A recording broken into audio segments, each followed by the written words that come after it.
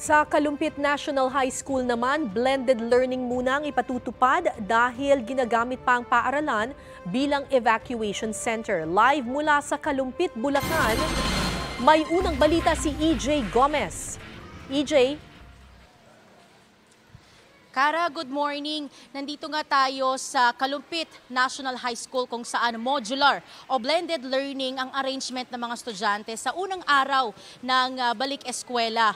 Magkahalong lungkot at dismaya ang nararamdaman ng mga nakausap nating apektadong estudyante at mga magulang na pawang mga evacuees dito sa CNHS.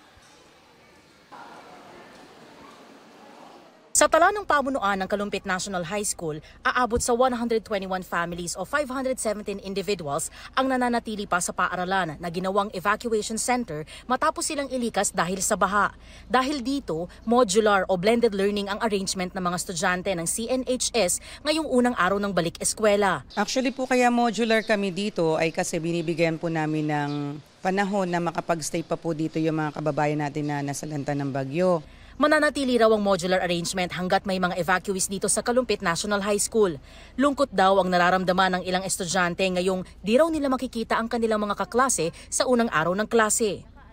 Nakakalungkot po kasi ngayon parang masyadong mahirap sa amin na mag-aral lang mabuti kasi andito kami ngayon na hindi kami natututukan ng mga teacher.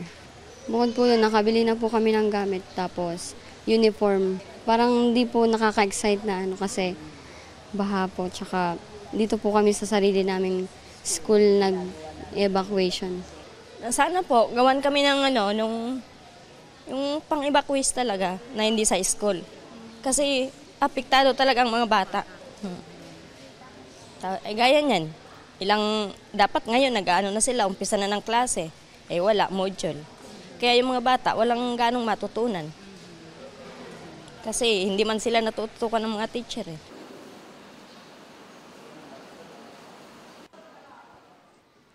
Kara, sa mga puntong ito, marami ng evacuees ang gising na dito sa covered court ng CNHS. Karamihan sa kanila, mga bata na naglalaro na lang. Yung iba naman, partikular yung mga high school students, kausap na nila yung mga teacher nila tungkol sa gagawin nilang module o online class para sa ngayong araw.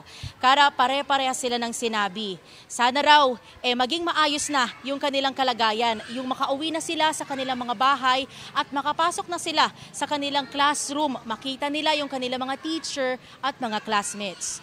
At yan ang unang balita mula rito sa Kalumpit, Bulacan. EJ Gomez para sa GMA Integrated News.